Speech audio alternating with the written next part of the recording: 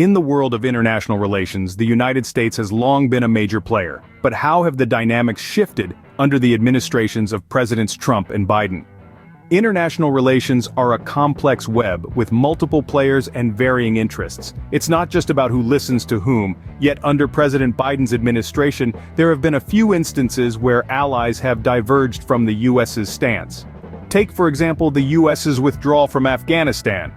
Some allies expressed concern over the perceived haste and lack of coordination with NATO partners.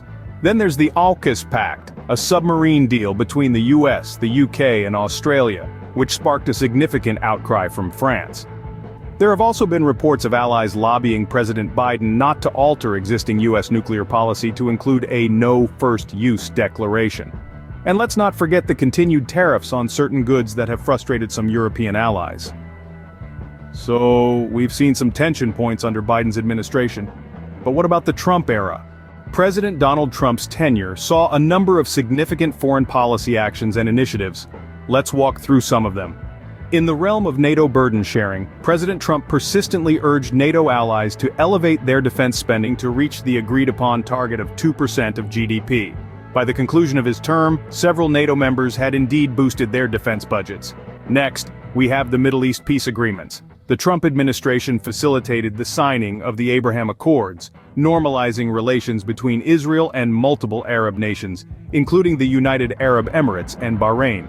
In terms of trade agreements, the administration revisited the North American Free Trade Agreement, resulting in the United States-Mexico-Canada Agreement, which aimed to rectify trade imbalances and restore manufacturing jobs to the U.S. engagement with North Korea.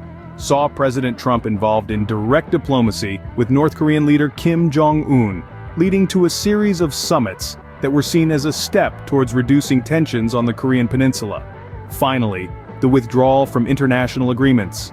The Trump administration exited several international agreements, such as the Paris Climate Agreement and the Iran nuclear deal, with the intention of renegotiating terms more favorable to the U.S. or to signal a shift in U.S. foreign policy priorities. Clearly, both administrations had their unique approach to international relations. But the question remains, which era saw a better state of international relations and U.S. power?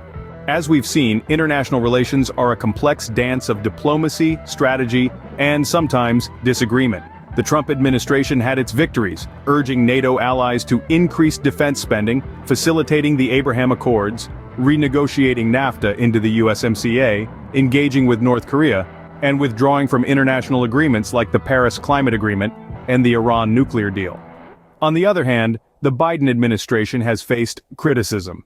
Concerns over the hasty withdrawal from Afghanistan, the AUKUS submarine deal that upset France, reports of allies lobbying against changes to U.S. nuclear policy, and frustration over the continuation of certain tariffs, have all been points of contention.